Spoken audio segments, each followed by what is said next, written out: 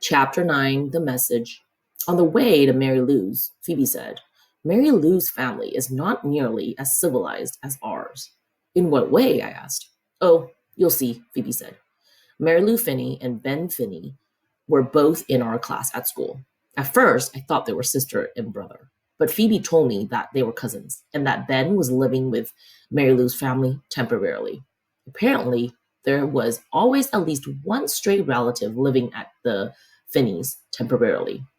It was complete pandemonium at the Finneys. Mary Lou had an older sister and three brothers. In addition, there were her parents and Ben.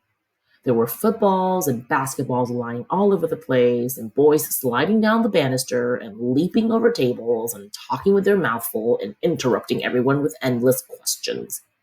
Phoebe took one look around and whispered to me, Mary Lou's parents do not seem to have much control over things. Phoebe could sound a bit prissy sometimes. Mr. Finney was lying in the bathtub with all his clothes on, reading a book. From Mary Lou's bedroom window, I saw Mrs. Finney lying on top of the garage with a pillow under her head. What's she doing? I asked. Mary Lou peered out the window. Kings of kings. She's taking a nap.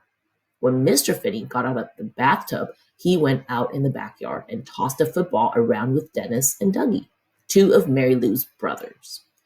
Mr. Finney shouted, Over here! And that way! And way to go! The previous weekend, we had a school sport day. Parents were watching their children show off, and there were even some events for parents too, such as the three-legged race and pass the grapefruit. My father could not come, but Mary Lou's parents were there, and so were Phoebe's. Phoebe had said, the game are a little childish sometimes, which is why my parents don't usually participate. Her parents stood on the sidelines while Mr. and Mrs. Finney ran around shouting, Over here! And way to go! In the three-legged race. The Finney kept falling over, Phoebe said. I wonder if Mary Lou is embarrassed because of the way her parents are acting. I didn't think it was embarrassing. I thought it was nice, but I didn't say this to Phoebe. I think that deep down, Phoebe thought it was nice too, and she wished her own parents would act more like the Finneys. She couldn't admit to this, and in a way, I like this about Phoebe, that she tried to defend her family. On the day that Phoebe and I met the potential lunatic and then went over to Mary Lou's, a couple other peculiar things happened. We were sitting on the floor of Mary Lou's room, and Phoebe was telling Mary Lou about the mysterious potential lunatic. Mary Lou's brother, Dennis, Doug, and Tommy kept dashing in and out of the room, leaping on the bed and squirting us with squirt guns.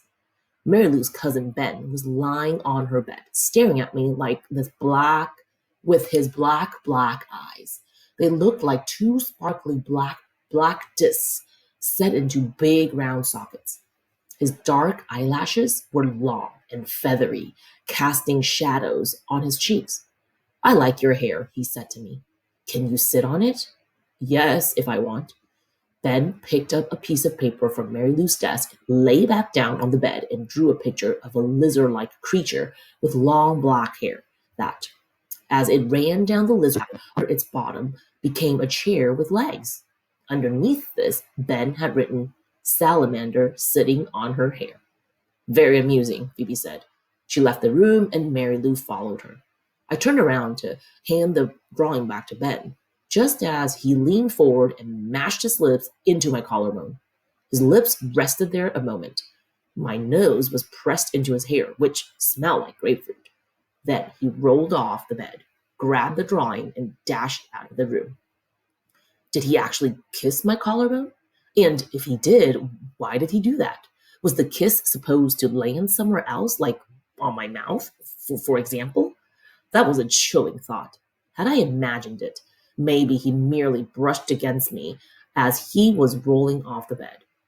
On the way home from Mary Lou's that day, Phoebe said, Wasn't it, loud there? I didn't mind, I said. I was thinking of something my father once said to my mother. We'll fill the house up with children. We'll fill it right up to the brim. But they hadn't filled it up. It was just me and them. And then it was just me and my father. When we got back to Phoebe's house, her mother was lying on the couch, dabbing at her eyes with a tissue. Is something wrong? Phoebe asked. Oh, no, Mrs. Winterbottom said. Nothing's wrong. Then Phoebe told her mother about the potential lunatic who had come to the house earlier. This news upset Mrs. Winterbottom. She wanted to know exactly what he had said and what Phoebe said and what he looked like and how he acted and how Phoebe acted, on and on. At last, Mrs. Winterbottom said, I think we had better not mention this to your father. She reached forward as if to hug Phoebe, but Phoebe pulled away. Later, Phoebe said, That's odd. Usually my mother tells my father absolutely everything. Maybe she's just trying to save you from getting into trouble for talking with a stranger. I still don't like keeping it secret from him, Phoebe said. We walked out on her porch, and there, lying on the top step, was a white envelope. There was no name or anything on the outside. I thought it was one of those advertisements for painting your house or cleaning your carpet. Phoebe opened it. Gosh, she said. Inside was a small piece of blue paper, and on it was printed this message. Don't judge a man until you've walked 2 moons in his moccasins. What an odd thing, Phoebe said. When Phoebe showed the message to her mother, Mrs. Winterbottom clutched at her collar.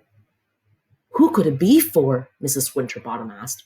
Mr. Winterbottom came in the back door carrying his golf clubs. Look, George, Mrs. Winterbottom said. Who could this be for? I couldn't say, really, Mr. Winterbottom said. But, George, why would someone send us that message? I couldn't say, Norma. Maybe it isn't for us. Not for us, Mrs. Winterbottom said, but it was on our steps. Really, Norma, it could be for anyone. Maybe it's for Prudence or Phoebe. Phoebe? Mrs. Winterbottom asked. Is this for you? For me, Phoebe said. I don't think so. Well, who is it for? Mrs. Winterbottom said.